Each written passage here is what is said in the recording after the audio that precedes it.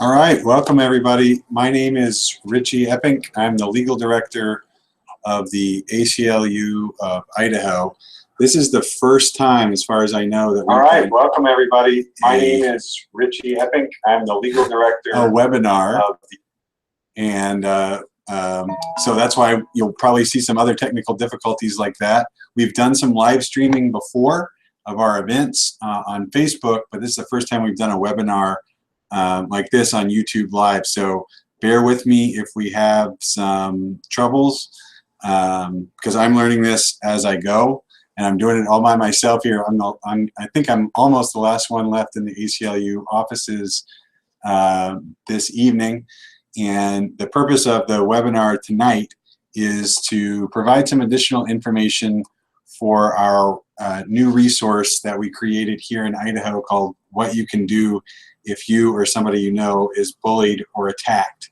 And the idea behind this is to get some basic skills into our communities across Idaho about documenting and reporting incidents of bullying, intimidation, attacks, discrimination. What we have found through our intake program, where we read and respond to complaints that people make from throughout the state, is that a lot of people don't know where to start when something has happened to them. They don't know what the first step is. Many people know to reach out to somewhere, but oftentimes by the time they've reached out to us, it's difficult to get the information and the evidence from what happened to them and find out if there was others who witnessed that. And so that was the impetus behind creating this new resource. And hopefully you've seen that already, but I'm going to show it to you now.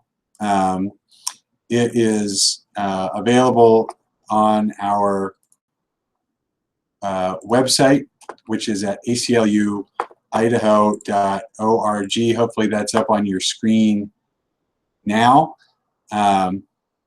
ACLUidaho.org is where you go, and the resource that I'm talking about is under our tab that says resources. And right now it's at the very top of the Know Your Rights list because it's the most recent material that we've produced. But even if it doesn't stay up at the very top of that list, you should be able to always find it if you go to the longer list here that we keep of all of the Know Your Rights materials that we have made available. Most of these, or at least many of these, are Idaho specific. So the one that we've created recently is this one, What You Can Do If You Are Bullied or Attacked. And you'll see that it's here on the website in English, but we also have it in 9 other languages: Bosnian, Russian, Somali, Spanish, Arabic, French, Kinyarwanda, Kirundi, and Swahili. And those are the web versions.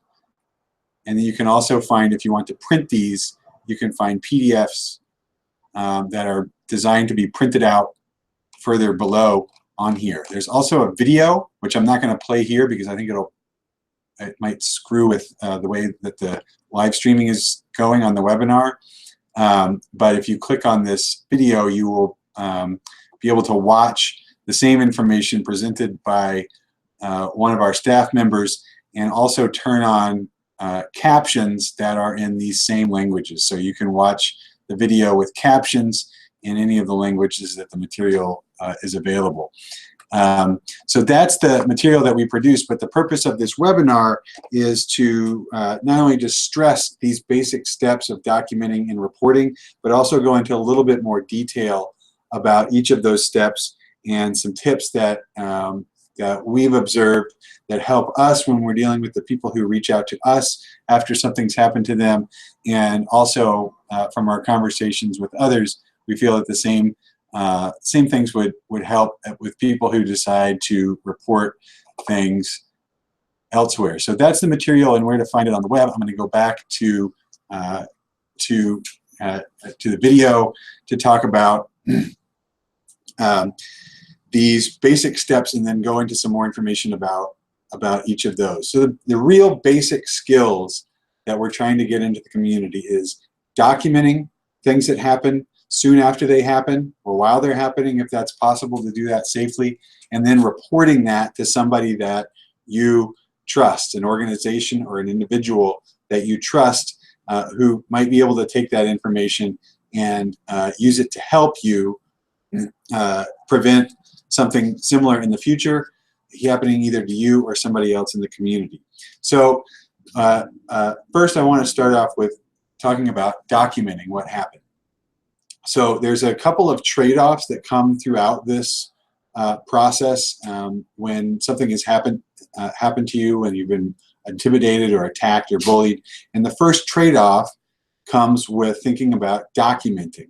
So the trade-off here, the pro and con, the plus side and the minus side, is deciding about protecting your short-term safety versus your long-term safety. And by that I mean sometimes it's scary and sometimes it's a little bit risky to document something that's happened to you recently, and certainly it's always a little bit risky to document something that's happening to you now. But what you're balancing there is the more you're able to document something that's happening to you now, the more likely it is that you're going to be able to help prevent that happening to you or somebody else in the community later. So everybody has to make their own decisions in any particular instance about how much risk you want to take. But you have to realize that is part of that thinking is, if you don't document what's happened to you now, it's more likely that it can happen in the future. So if somebody's attacking me now, it can be risky for me to pull out my cell phone and start videotaping them, both because it might encourage them to be more violent, and because I could potentially lose my phone or something like that could happen to me because I'm doing that. But if I get that video, that can make a huge difference in being able to do something about what happened to me now, or at least help others help me prevent that in the future. So it's going to be different depending on what is happening. If somebody is doing something violent to you now, that's probably going to be the highest risk to begin documenting right away. But if it's something that, somebody has smashed out my windows, or if somebody's written a note and put it on my door, the risk is going to be much less if I take a picture of that, because there's not somebody there, as far as I know, that could potentially do something to me because just for the fact that I'm documenting it. Now, the best documentation that is now accessible to a lot of people is video with audio, and we all, maybe not all of us, but many of us now carry around a video device in our phone that we can use to take video of something that's happening. Even if you can't take video because you think that that's going to be too obtrusive, you can, most phones also allow you to record audio, or you can just turn the video on and keep it in your pocket, and even though you won't get a visual of what is happening, you might at least pick up some of the audio as what is happening if it's something that's happening while you're documenting. Even if it's something that's happened afterwards, you can still take video, even if it seems like something where just a still photo might be enough. Sometimes video can give a sense of perspective and a sense of where something is. So if somebody's put a note on my door, and in addition to saving that note, obviously, I might want to snap some still photos with a camera or my phone, but also take a video of what it's like to walk up to that door, and how the note would be presented, or if it's something that somebody wrote on a locker or something like that. Getting a video can give people a sense of what that looked like in the building that sometimes a still photo cannot. Even if you don't aren't able to take video or a still picture either during or after the event, either because you don't have access to that or because whatever it was that happened wasn't something you could take video, or it was gone by the time you were able to get access to a video camera or an audio recorder or a still or a regular camera that takes still photos, you should still, as soon as you have a chance to do it, write down what happened. You can type it up, you can write it down on a piece of paper, but you want to do that while that's fresh in your mind. It's amazing how quickly people's memory will deteriorate. You'll forget specific things. You might forget what somebody looked like, or you might forget exactly what somebody says. Well, it's fresh in your mind. You often have a better recollection. Sometimes if you're just really, really anxious or you've been traumatized, you may want to take down notes at a couple different times, because that trauma is going to impact your ability to remember things as well, and some things will come back to you later.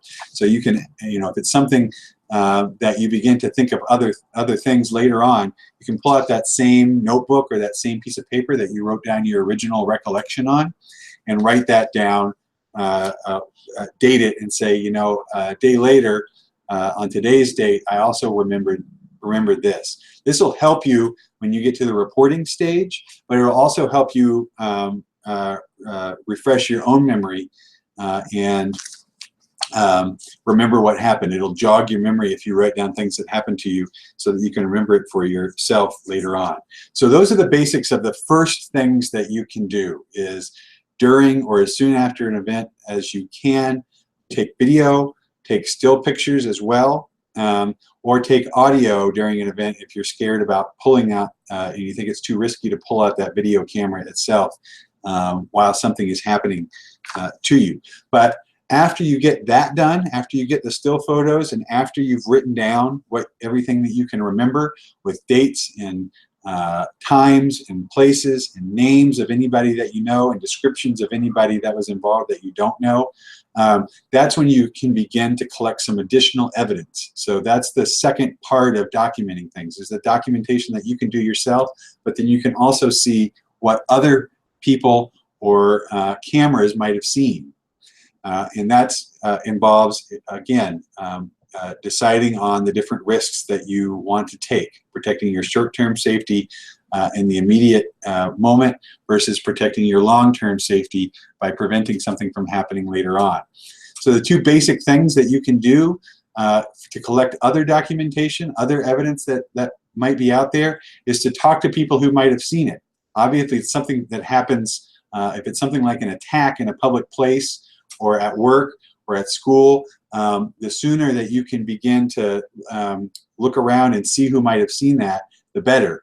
But obviously you want to make sure that you're safe, and that if you have any, if it's a violent attack, that you've gotten your health needs and taken care of before you start doing that. But as soon after, you can ask people. So if it's a note on your door, for instance, you can, and you're in an apartment complex, you can knock on your neighbor's doors and see if they happen to see who came by at a particular time.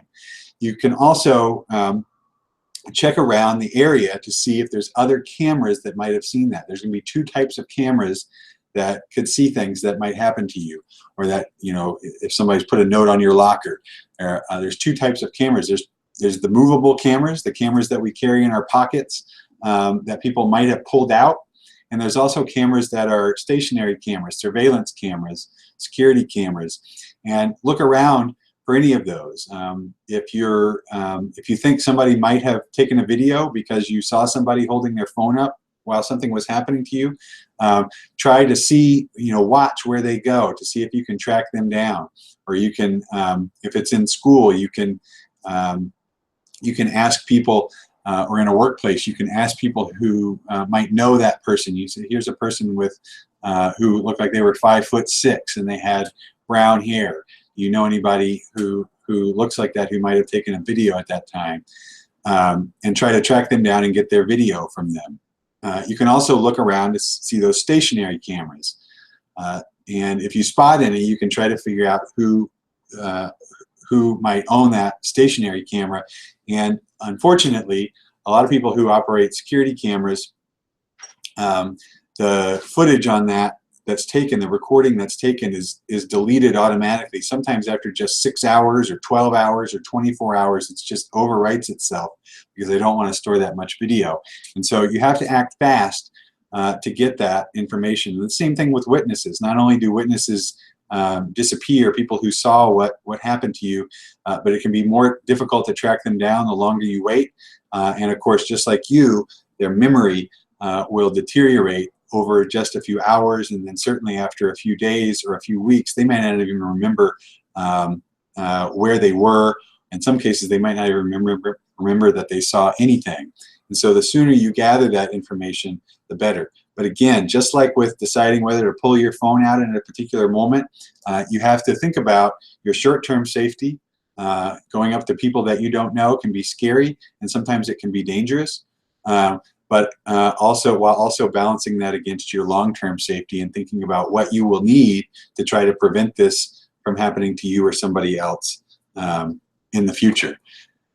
We do have, and I'm going to check on here, for those, most of you, I'm not sure exactly how this looks on when you look at this on your phone, but if you're on a desktop computer or a laptop computer, on the right side of the YouTube screen, if you're not in full screen mode, you should see a live chat box, and you should be able to use that if you have questions as we go along.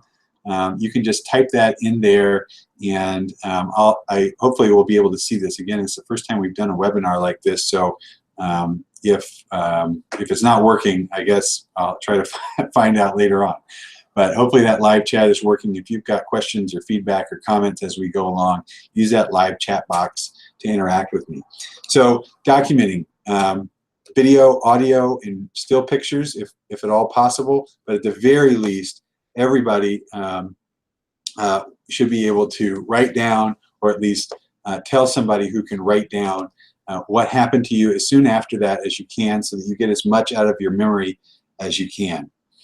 Once you've collected all of that information as soon after the incident as you can, then you want to move to the reporting stage. Now the reporting stage, just like the documenting stage, has trade-offs as well. There's pluses and minuses. There's pros and cons to reporting. And that's why what we've said in our materials that we have on our website is report what happened to somebody that you trust, somebody or some organization that you trust. And that's because who you report to, and it could be multiple places, the risks of making that report to different places will differ depending on who you are and what your circumstances are. For some people, telling their parents what happened to them could be the most obvious thing to do, but it also could put some people in danger. If what happened to me was because I was in a relationship that my parents wouldn't approve of, maybe I'm a lesbian and my parents don't know that yet, reporting to my parents about what my girlfriend did to me may not be the safest thing to do. Same thing for other people. Reporting to the police may be the fastest way to access a lot of resources. The police in many of our communities have the most investigative resources, the quickest ability to gather evidence and help us get those surveillance camera footage or whatever it might be. But for others, reporting to the police could put them in danger. So for people who are here without documented immigration status, sometimes reporting to the police may lead to an investigation by the police or by immigration officials into whether they are allowed to stay in Idaho. So for every person, they have to think about the pros and cons of each different place that they might report to. And they should report to, we should report to people that we trust and that we feel safe with. Different types, there's different categories of places where you can report that come with sort of typical pros and cons. So for one thing, there's nonprofit organizations. The ACLU of Idaho is one of them. We're one of the few organizations in the state of Idaho that I know of who are a nonprofit organization that reads and responds to every complaint that we receive. So on our website, and I'm going to show you our website again in just a second. On our website, on the same So this is ACLUidaho.org, and just in the same area where you would find the resource that we looked at earlier, what you can do if you or somebody you know is bullied or attacked, you'll also find our online place to report a civil liberties violation. And this gives some information about our reporting and how we select how we help and what help we can provide. But it also normally provides a link to our online complaint form. Now, unfortunately, inconveniently for this particular webinar, we had a technical issue with our online form over the weekend due to a lot of use lately. And so right now that online form, I don't have that available to show you, but that should be up hopefully back up by tomorrow. For now, we're directing people to send emails to us at this email address, and that's the same as it always is. We accept our intakes by online through our form, by email, and by mail. We're not able usually to take complaints over the phone, and that's just because of our staff capacity, but we are able to help people who may need accommodations over the phone so that they can make their report over the phone or by video if that's what they need to do. So we're, unlike many organizations in Idaho and many nonprofit organizations at least, in that we do not, in that we actually read and respond to all of our intake complaints, but there are other nonprofit organizations in the state who do take different types of intake. And the pros and cons there are that almost all the nonprofits, and certainly all of those that I'm aware of in Idaho, have limited resources to be able to help. So in a lot of cases, and we're one of those cases, what we provide in most cases is some limited information and some referral. We're not able to provide direct assistance to most of the people that contact us, but we are often able to point them in the right direction, either to help themselves or to find others who may be able to help them. So nonprofits have limited resources, but the pro side of that is that if you find the right nonprofit organization, you'll often find that they have more experience with and more empathy for those who are dealing with situations like bullying and being attacked or being intimidated at work or at school or in the community. We have a mission at the ACLU to specifically promote equity and fairness and prevent these sorts of incidents. And so that mission is at the core of our work, and unlike other organizations and government entities, sometimes that's one of many, many things that they are doing. So we have empathy, we have training, we have a mission that's focused on some of these incidents, but the trade-off for nonprofit organizations, we often have limited resources to be able to do that. So another reporting option is law enforcement. And law enforcement, unlike nonprofit entities, they often have some extensive capacity to investigate incidents that have occurred and find witnesses. They'll have, many law enforcement agencies have detectives as well as patrol officers. They have professionals like prosecutors' offices who are able to gather information and analyze that information, and they have more people on staff often than nonprofits in Idaho, at least. And in many cases that's true no matter how large the state, that law enforcement has a lot of resources at its disposal. Certainly not everything that they want, and in many cases not everything that they need to do their job as effectively as they'd like to, but often have many more resources than nonprofit organizations do. On the other hand, they're dealing with many, many things, and some of them are extraordinarily urgent and don't have to do with incidents of discrimination and intimidation and bullying and things like that. And sometimes law enforcement agencies, it varies across the state, have limited training in working with communities and individuals who are especially vulnerable to intimidation and attacks and bullying. And so the drawbacks when working with law enforcement, in addition to the fact that sometimes reports to law enforcement can lead to putting people at risk because of their particular circumstances, sometimes you end up working with an officer who may not be as concerned about a particular incident as somebody from a nonprofit or advocacy organization like the ACLU would be. So another option, of course, is to report to community groups or to family and friends. The good thing there is that you often know them and trust them. There's somebody you have a relationship with in the past, and that may be unlike with a nonprofit organization or law enforcement. But the flip side, of course, the drawback with reporting to a family member or a community group is they may have no capacity or very limited capacity to do much to help. They may not have training. They may not know where to turn in the community to get help with something. But if you have nowhere else, at least turn to somebody that the person you trust the most and tell them what happened in the hopes that they can help you and be by your side in finding out other resources and other places to go in the community that can help with you. Another place that people turn to sometimes is to the press, the mass media, or to the internet. That has its own pros and cons.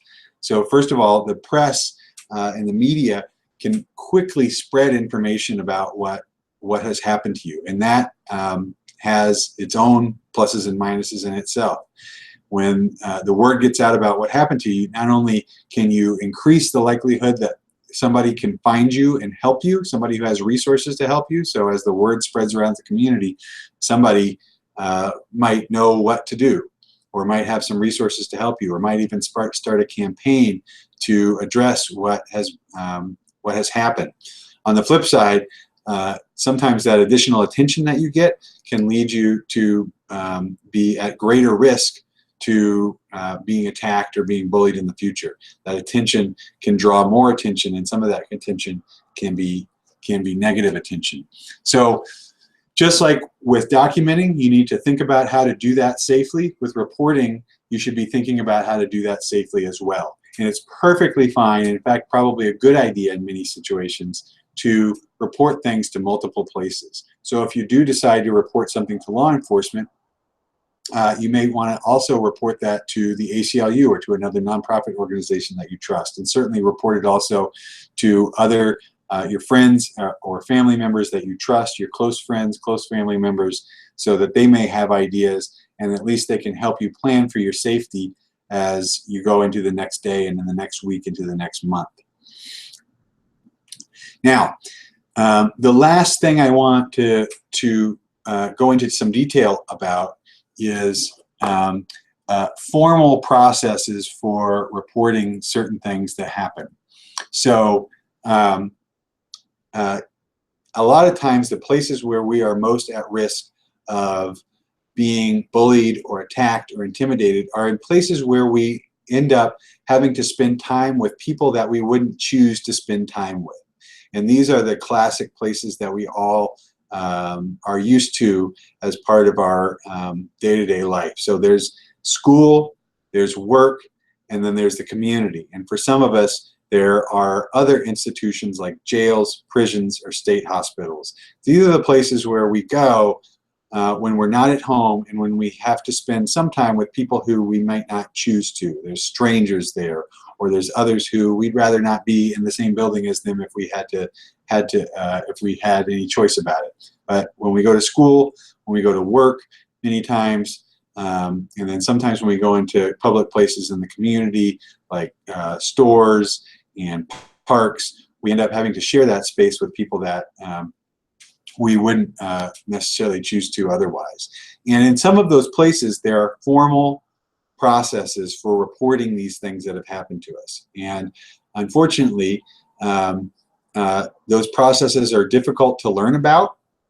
And also, sometimes those processes are either mandatory, or even if they're not mandatory, if we don't use them, the institution itself, the school or our employer, can use the fact that we didn't use their formal processes as a way of saying they didn't know there was a problem in the first place. So learning about and knowing these formal processes and being comfortable with using them if we need to is a really important skill. And of all the skills, documenting, reporting, and learning to use these formal processes that we talk about in this new resource that we've created, this is the one that I think people understandably have the least familiarity with, is being able to find what the process is to make a formal complaint or a formal report about something that's happened to them. So I'm going to focus as an example for today on schools and show you how you can find this information for your school. But realize that in workplaces, whether you work for a government entity or for a private employer like most of us, as well as jails and state hospitals and prisons, all of those places typically have a formal process, a written down process for how to report it when we've been discriminated against, when we have been attacked or bullied or intimidated. And if we don't use those processes or don't know how to use those processes, the institution, the school, the workplace may use that as a way of avoiding accountability and being able to say in the future that they didn't know there was a problem. So for schools, in private schools, it can be different, different private schools may or may not have policies. Usually they do have a policy to report when something has happened like this, but I'm going to focus on public schools where, as far as I know, all of our public schools, including our public charter schools in Idaho, have some formal process for reporting an incident where we've been discriminated against or bullied or attacked or intimidated. And you can usually find those processes using the internet. So if you're on this webinar, you have access to the internet, and you can use that same internet access to find these materials. I'm going to pull up a web browser here that we can use to take a look at this, how we find a school reporting policy. So the first place you can go is you can go to your student. If you're a student, you can go to your student handbook. If you're a teacher or a staff member, you can go to your employee handbook or personnel handbook. And sometimes that personnel handbook will have some information about how to report an incident that's happened to us. And so start there. And I don't have an example of that to show you, although sometimes you can find the student handbook or the employee handbook on the internet. It's not always the case, although I hope that soon it will be. But if even after you've been through that handbook, you're still going to want to turn to the school district's website. So let's say that I want to look up. I'm going to start with an example that I know about. So Cassia County School District in Idaho is a school district where we at the ACLU had a lawsuit not too long ago. So I became familiar with their policies. But you'll want to go to the school district website, and on this is the hard part of this. Every single website is a little bit different. And it requires a little bit of a hunt to find your school district's policies. All I can tell you is that some places where I normally find them when I'm looking for them. So often I'll find them under a tab that says something like district or school board. And in this case, in Cassia County, I go to district, and that's where I find school board. So oftentimes the policies are, with the school board part of the site.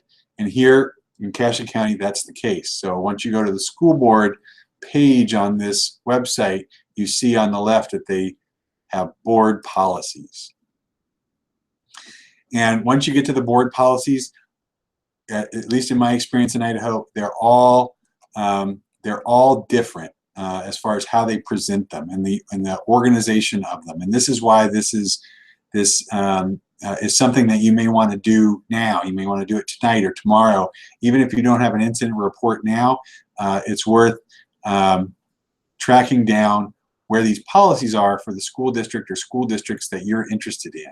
And once you get there, and it will take some time because these policies are found in different places. So I often start with, if I'm thinking about a student, I often start with the student.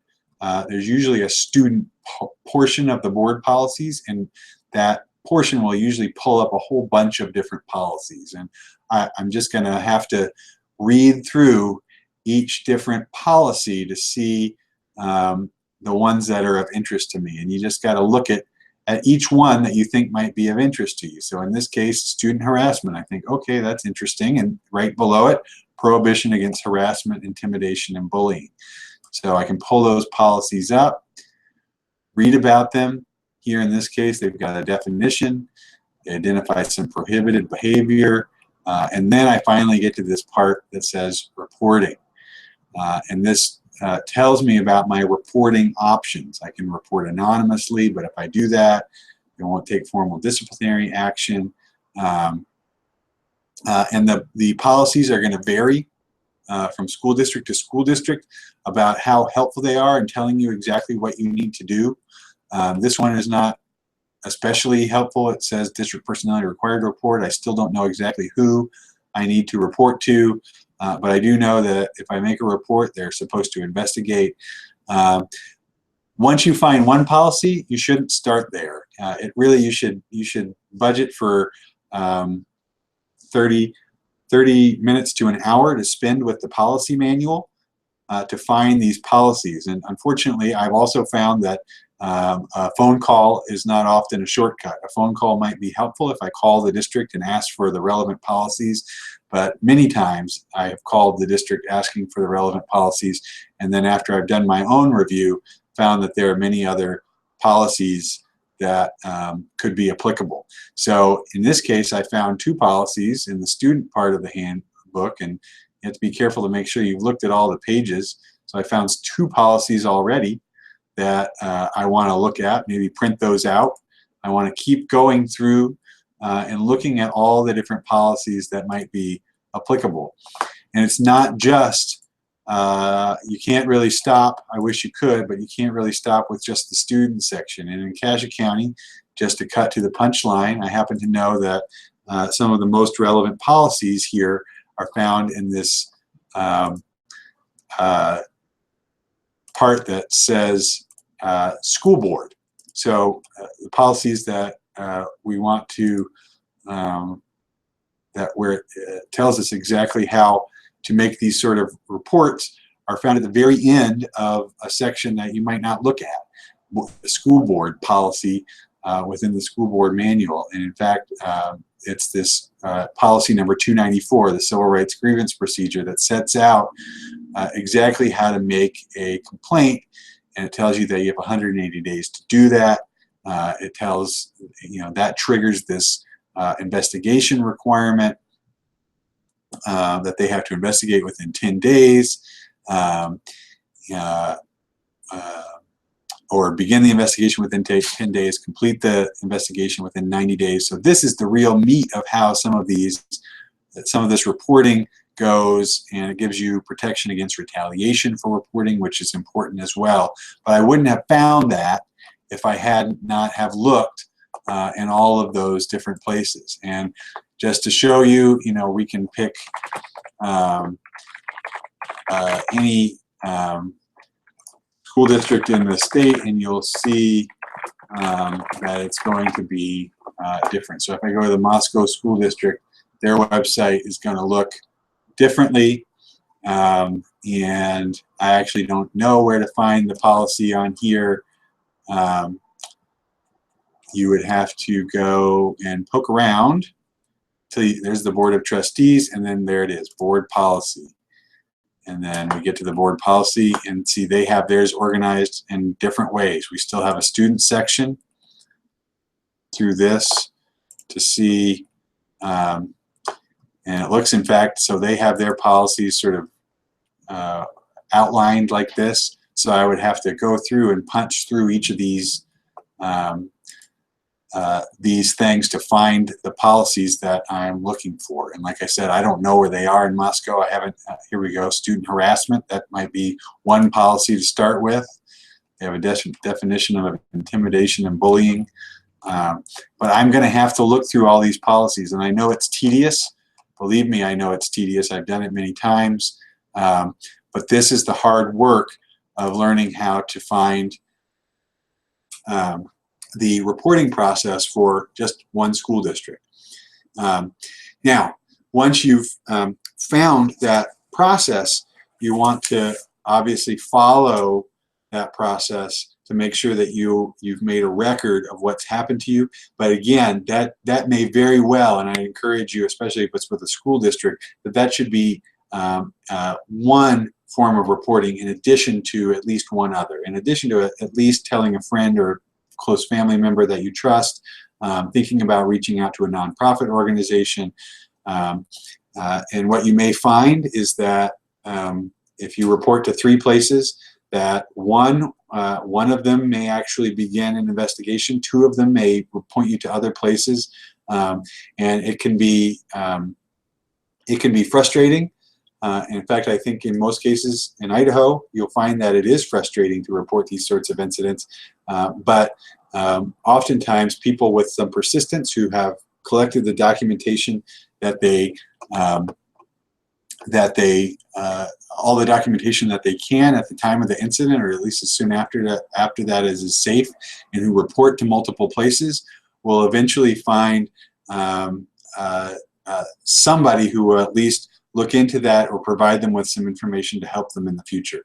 But again, there's a lot of work involved, and these are the skills that we want to try to build in our community across the state. One other thing I'll mention about schools, if you go to the Idaho State Department of Education, and I'm going to open here bring up that web browser again so that everybody can see it. At the State Department of Education website, they have, and if you, the quickest way to find this is probably to use a search engine and search for Idaho State Department of Education Safe Schools, but you can also find it on their menu under Student Engagement,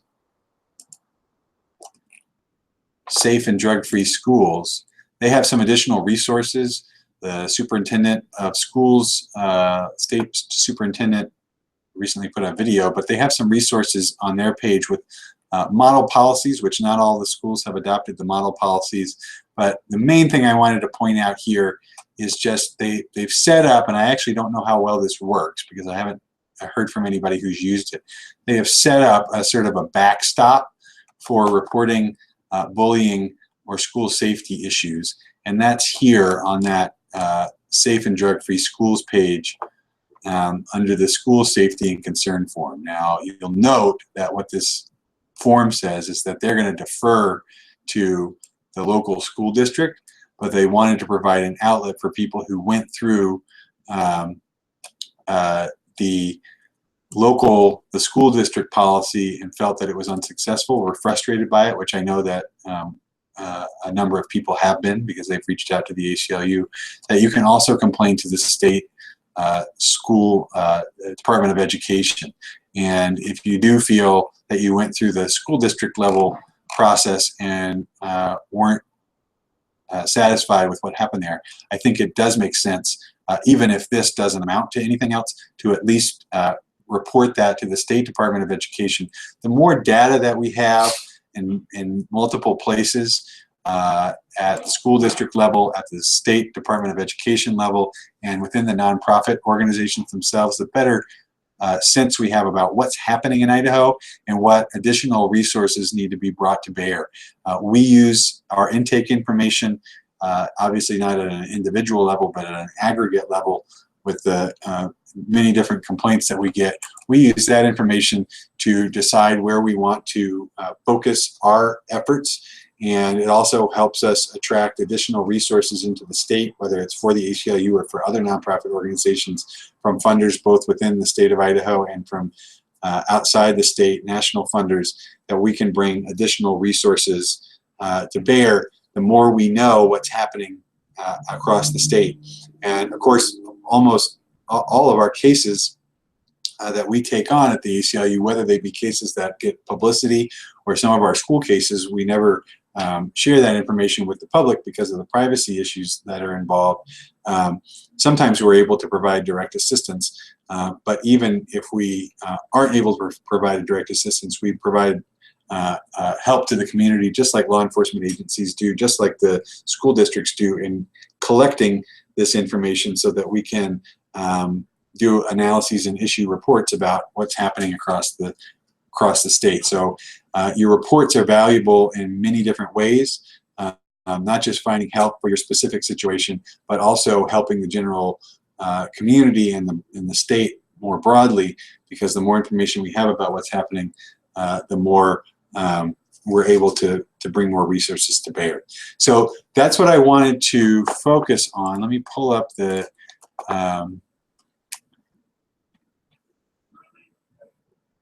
so I got a comment that says continuous tracking since you started talking about schools. I don't know what that means. I don't know. If anybody else is experiencing something weird, I hope that that's resolved itself since then. Hopefully it's not my connection. We tried to do this in the evening so that our connection was as strong as it could be. So that's why we're doing it later in the day. So a summary of what I wanted to focus on. Documenting is something that protects you long-term, but you've got to balance it out with your short-term safety. And so document what's happened to you as soon as it's safe. Sometimes it can be safe to do that while it's happening. Once you've documented that information, think about other places that might have evidence, other witnesses, other cameras that might have caught what happened. Once you've collected the information, you begin to decide where and how to report what's happened to you. If you're in a formal institution like a workplace, a school, a jail, a prison, a state hospital, you'll want to learn how to formally report that and make that formal report so that they can't say later on that they didn't know there was a problem. But also think about other places you can report. Individuals and organizations that you trust, thinking about the risks and the benefits of reporting to different places. And of course, you can report to multiple places. After you've submitted that report, you sometimes need to do some follow-up. So if you file a formal complaint with a school, you want to keep in touch, make sure that they're fulfilling with their end of the process and conducting an investigation. In a lot of places we've seen in Idaho, people make formal complaints and then there's no follow-up. They don't do the investigation that their process says they're required to do. So sometimes you have to take that responsibility on your own to do some follow-up to make sure that people are following their own policies. And again, just to reiterate, the resources that we have include the website, web materials that we have on ACLUidaho.org.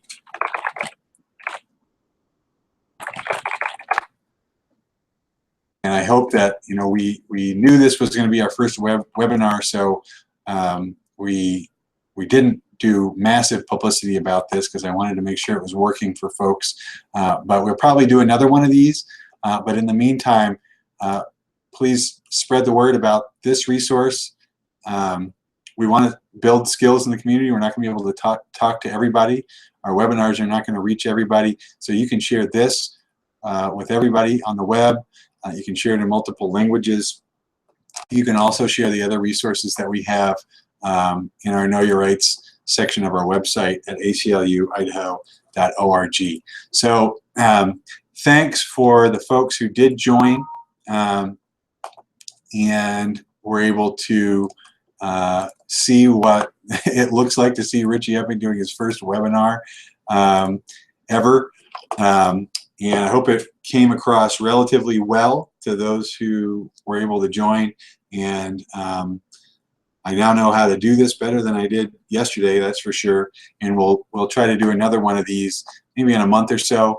We'll try to spread the word to you so you can pass it on to others who might have missed this.